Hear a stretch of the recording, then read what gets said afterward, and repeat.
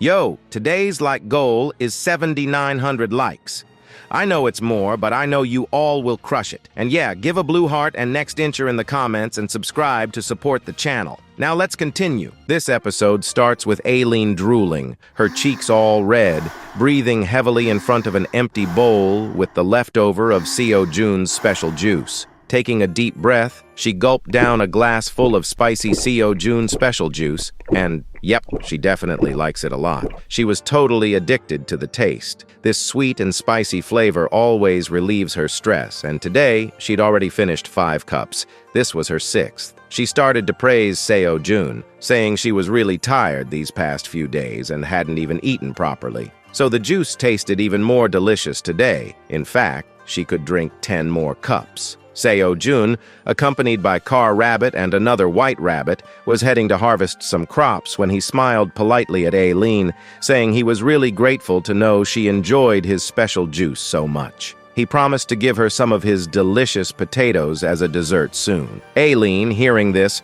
was overjoyed and thanked Seo Jun in advance. Just then, Seo Jun's vision got flooded by system notifications about him killing red locusts again. Even Seo Jun was a bit surprised, thinking there must be a lot of red locusts, because the number of death notifications wasn't decreasing. Meanwhile, the system notified Aileen that she'd killed 1 million red locusts from the 67th floor, and there were still 6 billion more to go. Aileen was really satisfied that so many got killed in just a few hours. Seo Jun, relieved, asked Aileen if he had been any help on the 67th floor and if his green onion blade was of any use. Aileen tapped her crystal ball, and a list appeared showing the people with the most red locust kills. Seo Jun was at the top with 300k kills, Iona with 120k, and the entire Lizardman army with 11,000. Since Aileen lacks the mana to confirm the exact situation on the 67th floor using her crystal ball,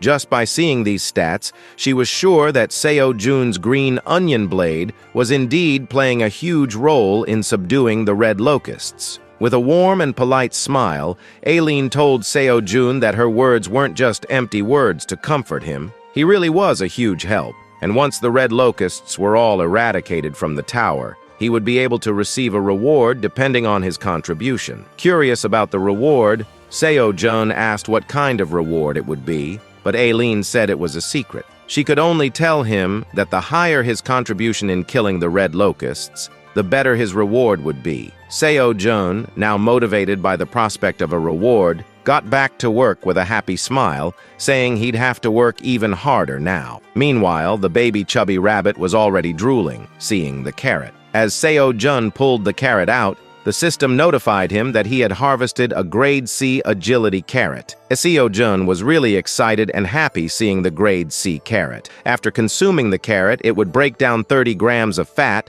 and increase agility by 0.5 for 10 minutes, and also improve eyesight. Seo Jun happily called everyone over and started handing out the carrots, announcing, "Grade C carrots are here. I'll give each of you one. Not only will your hunger go away, but your agility will also increase, and you'll be able to work faster." The baby chubby rabbit didn't care about any of that. He was just happy that he would get to eat a carrot and started to belly dance with excitement. Seo Jun was also eating some carrots when a sleepy Theo, rubbing his eyes, showed up. Seo Jun asked why Theo was awake so early and if he was going down. Addressing Seo Jun as chairman, Theo said he was heading out now. Seo Jun stood up and asked if Theo was going to meet Elka on the 88th floor. Theo explained that Seo Jun was right, and after taking the wolf packs to the 67th floor, he planned to go to the 38th floor with Elka while collecting dead red locust bodies. Seo Jun, with a smirking smile, told Theo to take care and asked if he took the crops correctly this time. "If you're having trouble recognizing crops, I can help," Seo Jun added. Theo got really annoyed and angrily started to shout and complain. "What does Seo Jun take me for? I won't make the same mistake twice ever again." Just then, the gray rabbit came calling for Seo Jun, which stopped the sweet little argument between Seo Jun and Theo. The gray rabbit, with the cutest smile and polite tone, announced that Seo Jun's house was complete while stretching his hand. After a while, we see Seo Jun, Theo, Kyung, and all the rabbits standing in front of the newly constructed house. Seo-jun slowly started to observe the house, from the rooftop, the structure, the door, to the kitchen. It was exactly as Seo-jun had requested. He was amazed at how well the gray rabbit managed to make it. Theo was still observing the house with his mouth open, and as Kyung entered the room, he asked, "So, how is the floor so warm?" Seo-jun the next moment lay on the floor. It was very comfy and soft. Following Seo-jun, Kyung, Theo, and all the rabbits also lay down. Theo was just too relaxed. He fell asleep immediately. Seo-jun explained that this is called a heated floor, and when they are tired, they can relieve their stress and fatigue by laying down on the floor.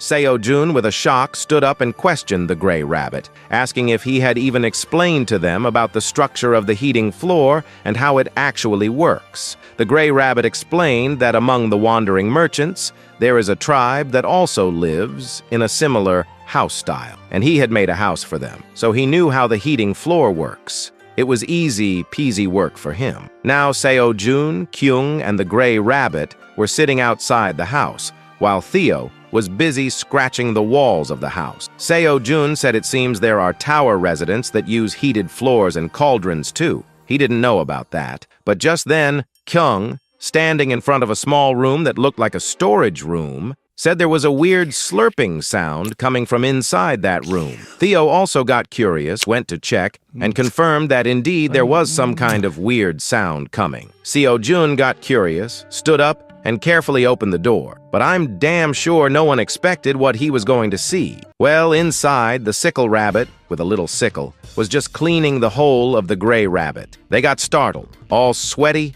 and shy. Seo-jun immediately closed Kyung's eyes, holding Theo. He ran from there. Well, for a moment, even Seo-jun got a little embarrassed. The sickle rabbit immediately closed the door, and a confused Kyung started questioning Seo-jun why he closed his eyes and why they are running. Outside, Seo-jun was out of breath, standing outside the house. The gray rabbit seemed to realize what grand plan was happening inside, but Seo-jun was in tears. Well, leaving him, everyone was having a great time. Why did he have to be a single virgin loser? And on top of that, why did they have to be playing smashing games in his new house? Leaving that aside, Kyung was still confused and asked Seo-jun what he was talking about regarding smashing games. But before Seo-jun could react, Mommy Bear came addressing Seo-jun as Seo-jun Nim, her hubby. Kyung got really happy and started to jump with excitement. Seo-jun also got a little worried as Mommy Bear was late today and asked why she was late.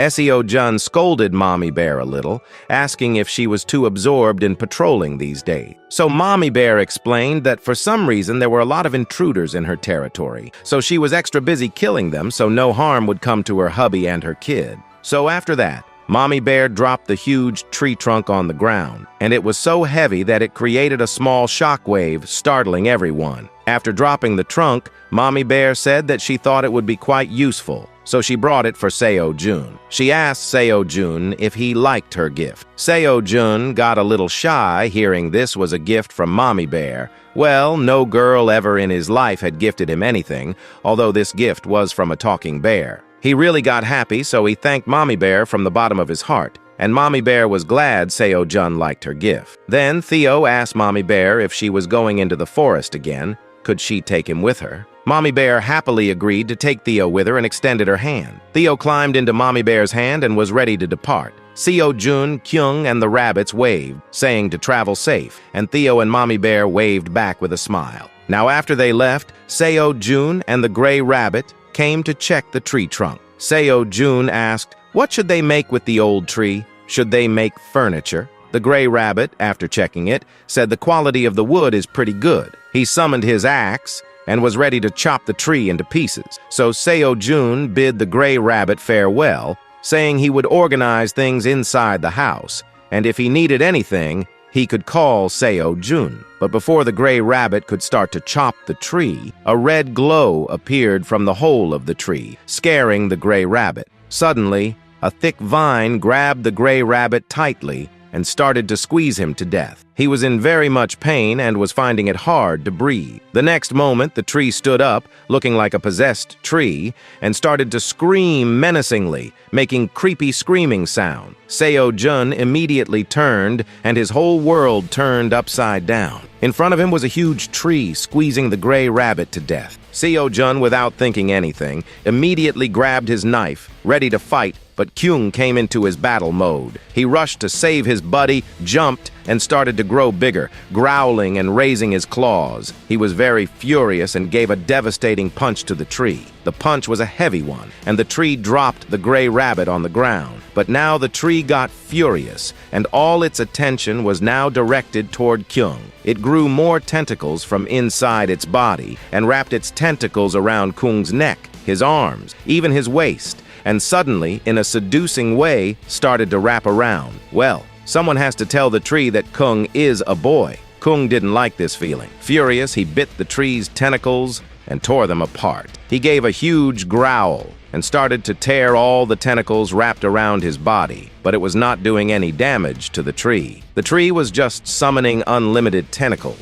and Kyung, on the other hand, was just losing stamina. It was just a matter of time before Kyung would lose. Seo-jun, on the other hand, was getting nervous and scared. He didn't know what to do or how to save everyone. Suddenly, Aileen saw this. Even she was shocked, asking what a corrupted ent was doing here. Now, Seo-jun knew this tree's name was a corrupted ent. Seo-jun, in a panic, started asking Aileen. He didn't know. The tree just suddenly woke up and started to attack everyone. He asked for Aileen's help, asking what he could do to kill it.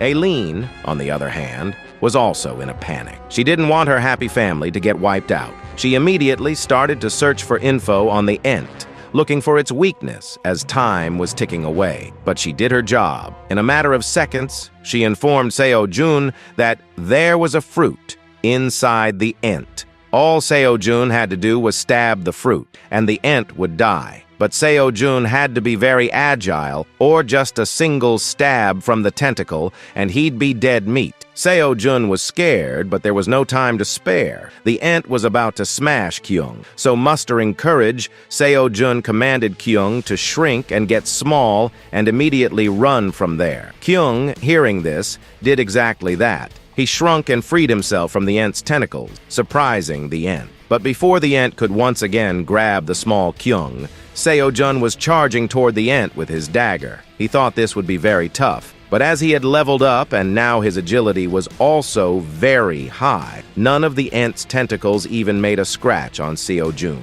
The next moment, Seo-jun stabbed the dark heart of the ent. The ent started to make weird sounds like it was in pain, but also was in pleasure. And as we got a closer look, we saw that Seo-jun did it. He successfully smashed the ent's fruit. The next moment, the ent fell on the ground, and Seo-jun was still standing, all nervous. The system notified Seo-jun that he killed a large, corrupted ent and gained 50 XP. Seo-jun was relieved, thinking everything was okay, but it was not the ent. Seo-jun heard someone marching toward them, and a tensed Kyung, grabbing Seo-jun's leg, was calling him to turn back. The husband Gray Rabbit was trying to comfort his wife, but as Seo-jun turned back, he got devastated, and a weird, creepy army of small trees was marching toward them. Seo-jun was left speechless as hundreds of baby ent trees continued to march toward him.